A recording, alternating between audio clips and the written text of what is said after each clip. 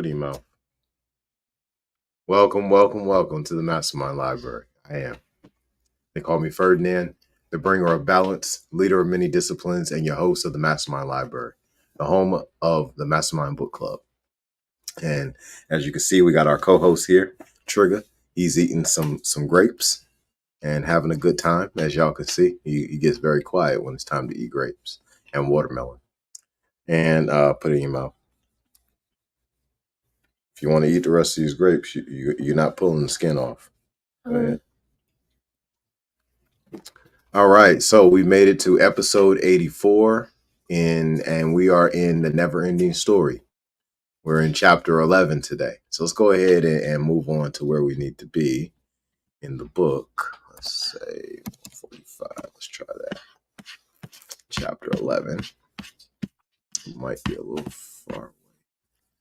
That is chapter 13. Hey. Stop. All right, chapter 11 should be right here. The Childlike Empress. All right, y'all. Let's go ahead and make it a little bit larger. Bring us over here.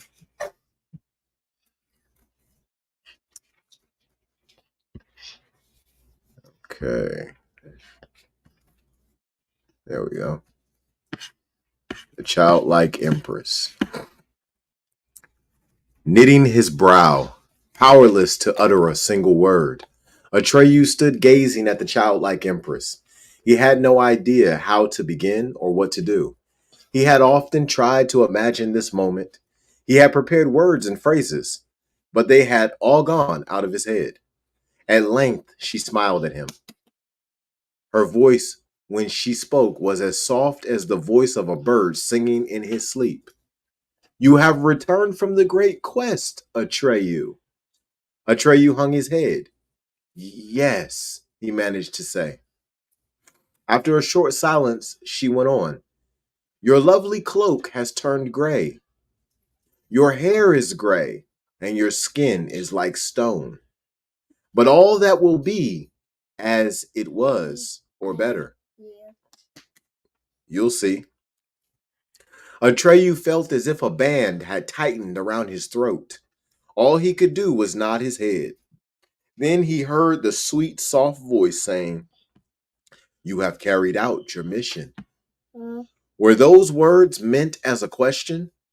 Atreyu didn't know. He didn't dare look up to read the answer in her face. Slowly he reached for the golden amulet and removed the chain from his neck. Without raising his eyes, he held it out to the childlike empress. He tried to kneel as messengers did in the stories and songs he had heard at home.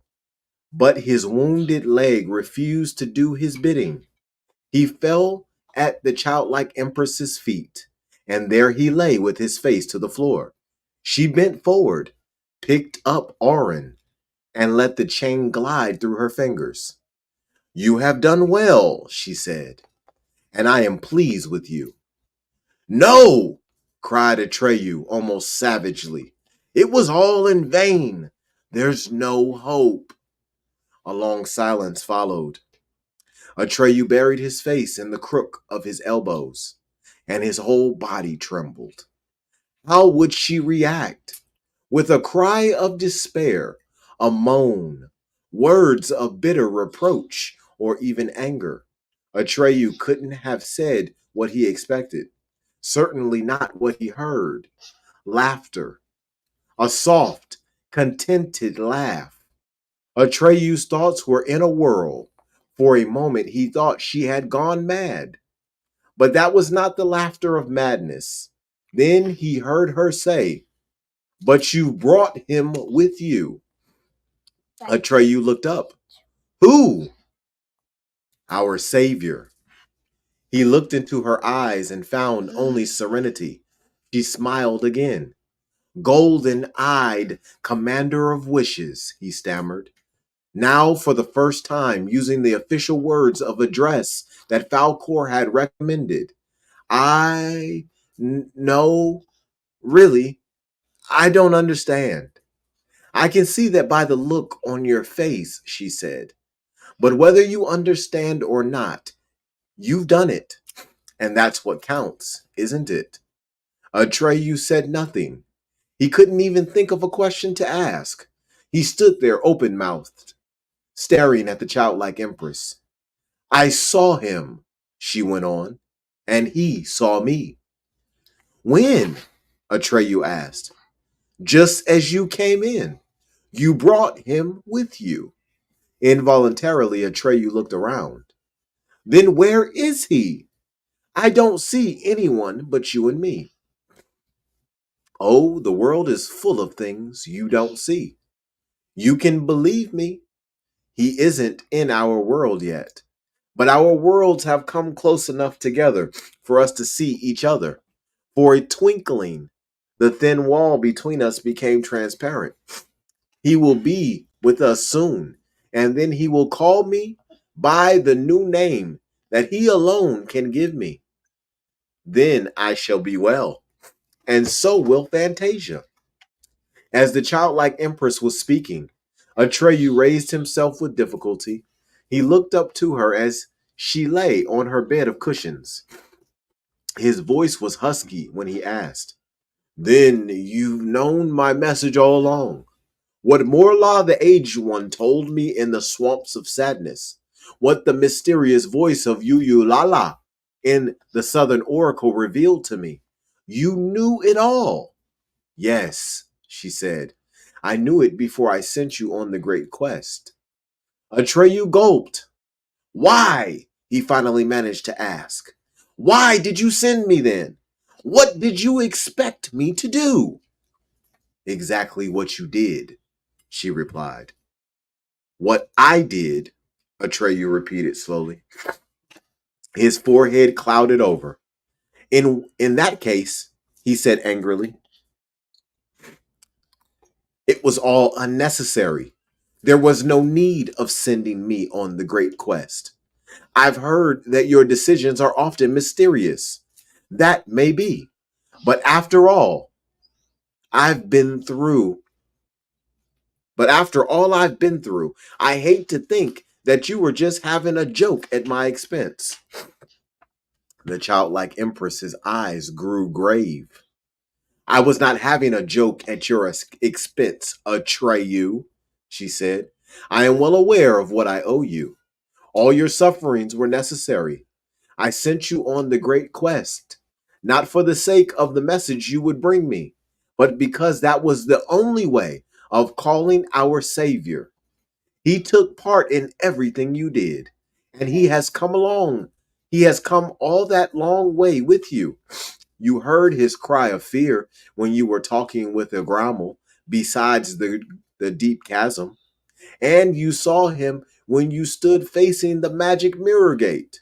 You entered into his image and took it with you, and he followed you because he saw himself through your eyes. And now, too, he can hear every word we are saying. He knows we are talking about him. He knows we have set our hope in him and are expecting him. Perhaps he even understands that all the hardship you, Atreyu, took upon yourself was for his sake, and that all Fantasia is calling him. Little by little, the darkness cleared from Atreyu's face. After a while, he asked, How can you know all that? The cry by the deep chasm and the image in the magic mirror. Did you arrange it all in advance? The childlike empress picked up Orin and said, while putting the chain around her neck, Didn't you wear the gem the whole time? Didn't you know that through it I was always with you? Not always, said Atreyu. I lost it. Yes, then you were really alone. Tell me what happened to you then. Atreyu told her the story. Now I know why you turned gray, said the childlike empress. You were too close to the nothing. Gamork, the werewolf, told me, said Atreyu, that when a Fantasian is swallowed up by the nothing, he becomes a lie. Is that true? Yes, it is true, said the childlike empress, and her golden eyes darkened. All lies were once creatures of Fantasia. They are made of the same stuff, but they have lost their true nature and become unrecognizable. But, as you might expect from a half and half creature like Gamork, he told you only half the truth. There are two ways of crossing the dividing line between Fantasia and the human world, a right one and a wrong one. When Fantasians are cruelly dragged across it, that's the wrong way. When humans, children of man, come to our world of their own free will, that's the right way. Every human who has been here has learned something that could be learned only here and returned to his own world a changed person because he had seen you creatures in your true form. He was able to see his own world and his fellow humans with new eyes. Where he had seen only dull, everyday reality, he now discovered wonders and mysteries. That is why humans were glad to come to Fantasia. And the more these visits enriched our world, the fewer lies there were in theirs. The better it became. Just as our two worlds can injure each other, they can also make each other whole again. For a time, both were silent. Then she went on. Humans are our hope. One of them must come and give me a new name, and he will come. Atreyu made no answer. Do you understand now, Atreyu? She asked. Why I had to ask so much of you? Only a long story full of adventures, marvels, and dangers could bring our Savior to me. And that was your story. Atreyu sat deep in thought. At length he nodded. Yes, golden-eyed commander of wishes. Now I understand. I thank you for choosing me. Forgive my anger. You had no way of knowing these things, she answered. And that too was necessary. Again, Atreyu nodded. After a short silence, he said, But I'm very tired. You have done enough, Atreyu. Would you like to rest? Not yet. First, I would like to see the happy outcome of my story. If, as you say, I've carried out my mission, why isn't the Savior here yet? What's he waiting for? Yes, said the childlike empress softly. What is he waiting for? Bastian felt his hands growing moist with excitement. I can't do it, he said. I don't even know what I'm supposed to do. Maybe the name I've thought of isn't the right one. May I ask you another question, said Atreyu. Of course, she answered with a smile. Why do you need a new name to get well? Only the right name gives beings and their things their reality, she said. A wrong name makes everything unreal. That's what lies do. Maybe the Savior doesn't yet know the right name to give you. Oh, yes, he does, she assured him. Again, they sat silent. I know it all right, said Bastian. I knew it the moment I laid eyes on her, but I don't know what I have to do. Atreyu looked up.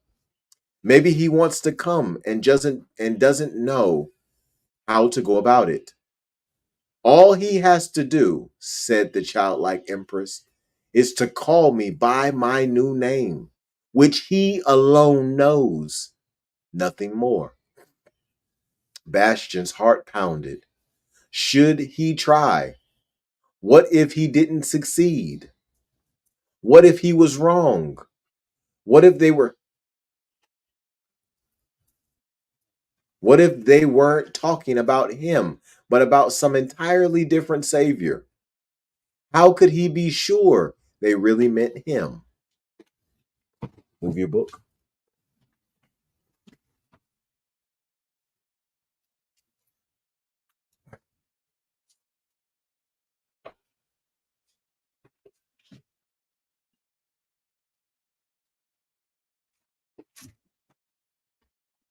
want to sit down, you can use that yellow chair right there. All right. Could it be, said Atreyu, after a while, that he doesn't know it's him and not somebody else we're talking about? No, said the childlike empress. Not after all the signs he has had. He can't be that stupid. I'll give it a try, said Bastian. But he couldn't get a word out of his mouth. What if it actually worked? Then he would somehow be transported to Fantasia. But how? Maybe he would have to go through some sort of change. And what would that be like? Would it hurt? Would he lose consciousness? And did he really want to go to Fantasia? He wanted to go to Atreyu and the childlike empress, but he wasn't at all keen on all those monsters the place was swarming with. Maybe he hasn't got the courage, Atreyu suggested. Courage, said the childlike empress. Does it take courage to say my name? Then, said Atreyu, I can think of only one thing that may be holding him back. And what would that be? After some hesitation, Atreyu blurted out, he just doesn't want to come here. He just doesn't care about you or Fantasia. We don't mean a thing to him. The childlike empress stared wide-eyed at Atreyu. No, no, Bastian cried out. You mustn't think that. It's not that at all. Oh, please, please don't think that. Can you hear me? It's not like that, Atreyu. He promised me he would come, said the childlike empress. I saw it in his eyes. Yes, that's true. And I will come soon. I just need time to think. It's not so simple. Atreyu hung his head, and the two of them waited a long while in silence. But the favor did not appear, and there wasn't the slightest sign to suggest that he was trying to attract their attention. Bastian was thinking of how it would be if he suddenly stood before them in all his fatness, with his bow legs and his pasty face. He could literally see the disappointment in the childlike empress's face when she said to him, "What brings you here?" And Atreyu might even laugh. The thought brought a blush to Bastian's cheeks. Obviously, they were expecting a prince, or at any rate, some sort of hero. He just couldn't appear before them. It was out of the question. He would do anything for them. Anything but that. When at last the childlike empress looked up, the expression of her face had changed. Atreyu was almost frightened as its grandeur and severity.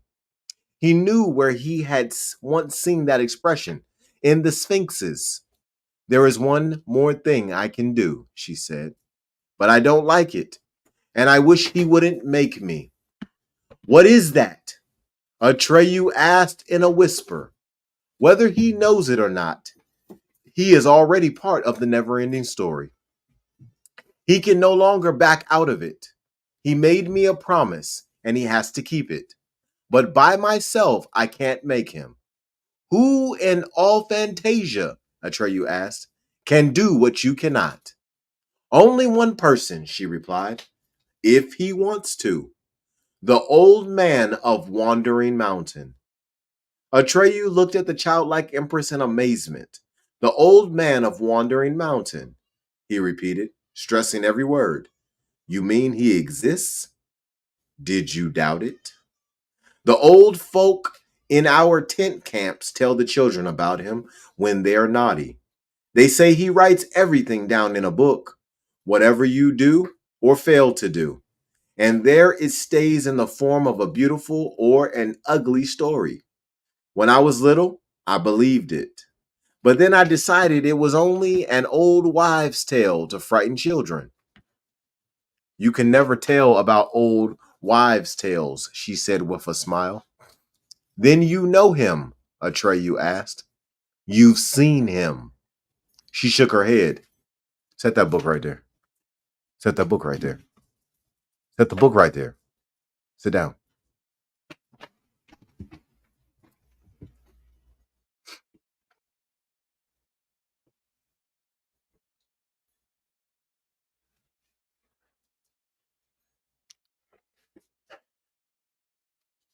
If I find him, she said, it will be our first meeting. Our old folk also say, Atreyu went on, that you never can know where the old man's mountain will be at any particular time. They say that when he appears, it's always unexpectedly. Now here, now there. And that you can only run across him by accident, or because the meeting was fated. That's true, said the childlike empress. You can look for the old man of Wandering Mountain. You can only find him. Does that go for you too? Yes, she said, for me too. But what if you don't find him? If he exists, I'll find him, she said with a mysterious smile. Her answer puzzled Atreyu. Hesitantly he asked, Is he like you? He is like me, she replied, because he is my opposite in every way. Atreyu saw that with such questions, he would get nothing out of her, and another thought weighed on him. You are deathly sick, golden-eyed commander of wishes, he said almost sternly.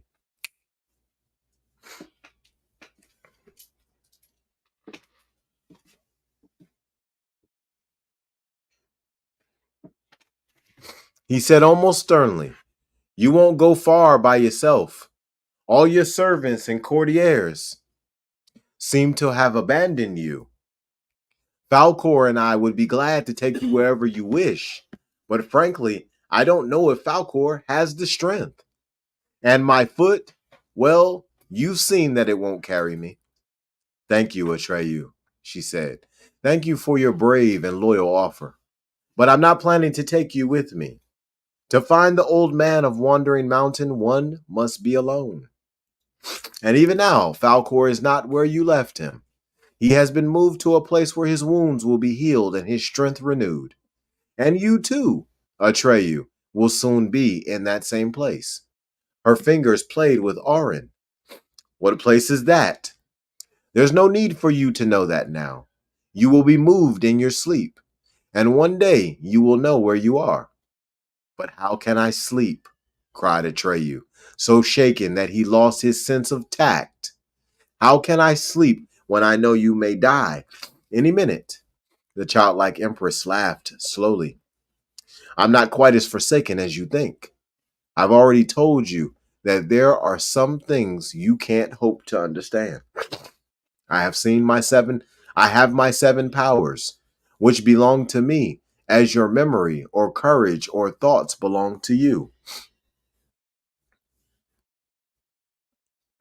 They cannot be seen or heard, and yet they are with me at this moment.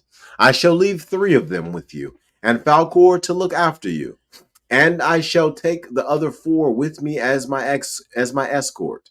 You needn't worry, Atreyu. You can sleep easy. At these words, all the accumulated weariness of the great quest descended on Atreyu like a dark veil. Yet it was not the laden weariness of exhaustion, but a gentle longing for sleep. He still had many questions to ask the golden-eyed commander of wishes, but he felt that her last words had vanquished all his wishes but one, the wish for sleep. His eyes closed, and, still in a sitting motion, he glided into the darkness. The clock in the steeple struck 11. As though far in the distance, Atreyu heard the childlike empress give an order in a soft voice. Then he felt powerful arms lifting him gently and carrying him away. For a long time, all was dark and warm around him. Much later, he half awoke when a soothing liquid touched his parched lips and ran down his throat. He had a vague impression that he was in a great cave with walls of gold. He saw the white luck dragon lying beside him. And then he saw, or thought he saw, a gushing fountain in the middle of the cave, encircled by 2 snakes, a light one and a dark one, which were biting each other's tail. But then an invisible hand brushed over his eyes. The feel of it was infinitely soothing. And again he fell into a deep and dreamless sleep. At that moment, the childlike empress left the ivory tower. She lay bedded on soft silken cushions in a glass litter, which seemed to be moving under its own power, but was actually being carried by 4 of the empress's invisible servants. They crossed the labyrinth garden, or rather, what was left of it, making frequent detours, since many of the paths ended in the nothing. When at length they left the labyrinth, the invisible carriers stopped. They seemed to be waiting for a command. The childlike empress sat up on her cushions and cast a glance back at the ivory tower. Then, sinking back, she said, "Keep going! Just keep going, no matter where." Blown by the wind, her snow-white hair trailed behind the glass litter like a flag. And that concludes chapter 11. On next episode, we will be in chapter 12, which is going to focus on the old man of Wandering Mountain. As y'all can see, the childlike empress is working on her backup plan to make sure that Fantasia is saved. So y'all stick with us, all right? On episode 85, we'll be on chapter 12 and the never-ending story. All right, so y'all be blessed and expose your gift.